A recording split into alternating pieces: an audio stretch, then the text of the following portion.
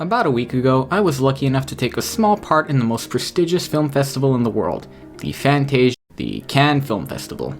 Over the last 3 days of the fest, and one extra night before, I managed to watch a grand total of 12 new films. So I thought now would be the perfect time to throw my hat into the YouTube film critics ring and get ahead of the curve with some condensed thoughts on all of these films.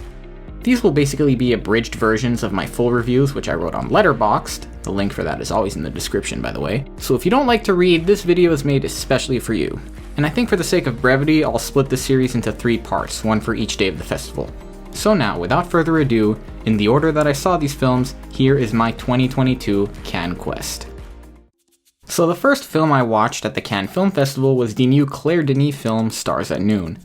This is Denis' second film this year, the first one has yet to be released, and this also happens to be the only film that I managed to see with the cast and crew at the world premiere, after standing outside the Palais du Festival in a tuxedo, holding up a sign begging for a ticket. As for the movie itself, this is a sort of quasi-romance set during a period of political upheaval in Nicaragua, where Margaret Qualley and Joe Alwyn play an American amateur reporter and a British sleazy business type respectively, who sort of fall into bed together in the midst of this decrepit socio-political climate. Now the response to this film has been pretty polarized, with a lot of people criticizing the approach Denis takes with telling this romance. Margaret Qualley is pretty much universally agreed to be the best part of Stars at Noon, with this deadened look in her icy blue eyes that just screams, "I'm fed up with this shit." Alwyn, on the other hand, has been called out for being pretty flat, which, yeah, I can't really argue with that point. But most of all, people seem to be split on whether or not Denis was too vague with both the relationship between these two characters and the political climate that brought them together. But personally, I found that muted approach to work really well for what I think Denis was going for. To me, Stars at Noon makes it pretty clear that if these two sentient Banana Republic mannequins had any other options for partners in this dried out landscape, they wouldn't come anywhere near each other. But the fact is that this film's setting is portrayed as such a barren wasteland that of course any remotely alluring person with good looks and money is going to be appealing. Whenever they profess their love for each other, you don't buy it for a second. But while other people found that to be a drawback, I figured that was precisely the point. The ethereal nature of Claire Denis' directing style tends to leave a lot of gaps for viewers to fill in, and clearly, Stars at Noon left more spaces to fill in than most viewers would have wanted. But I found this to be an atmospheric and fairly engaging addition to her work. There are definitely some gaps I would have liked to see filled in, like the political discourse and Alwyn's specific business dealings, but for the most part, I was on board with this film's sparing voice. This was definitely leagues above her first English language film at any rate.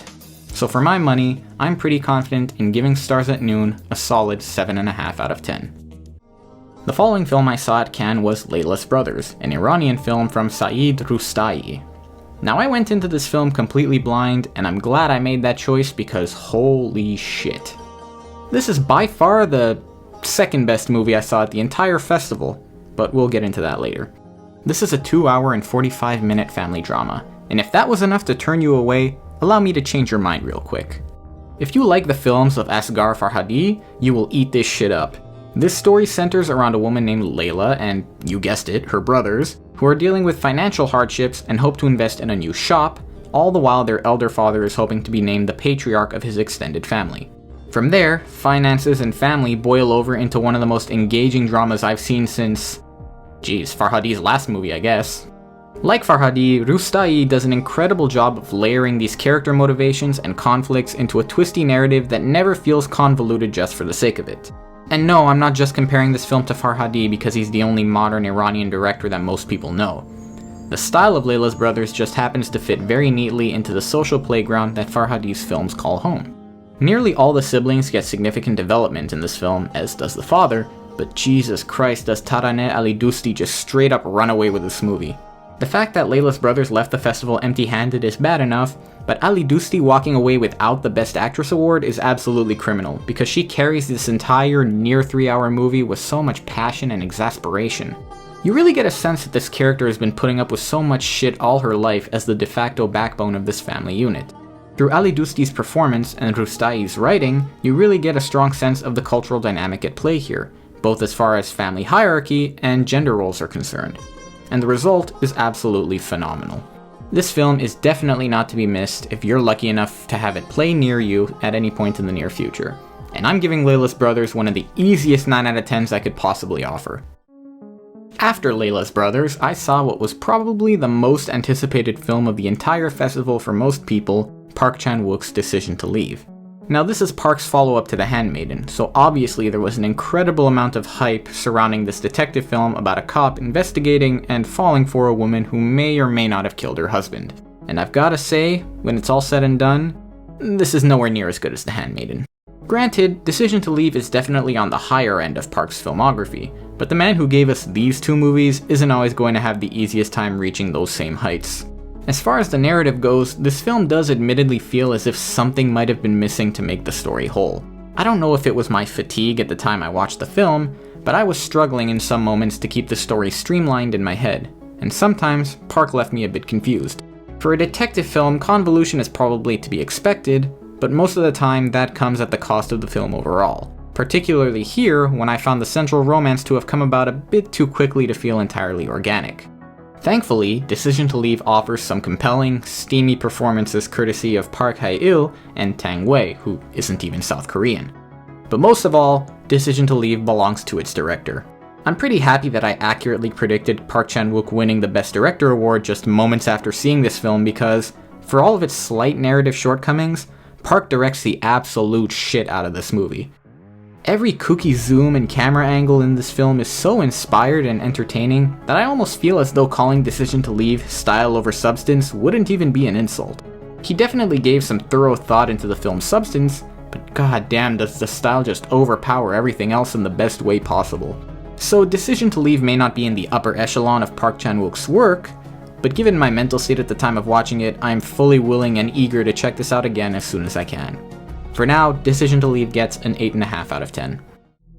The last film I saw on my first day at Cannes was R.M.N. This is the latest film from Cristian Mungiu, who's probably the most famous director out of Romania both today and I'd say ever.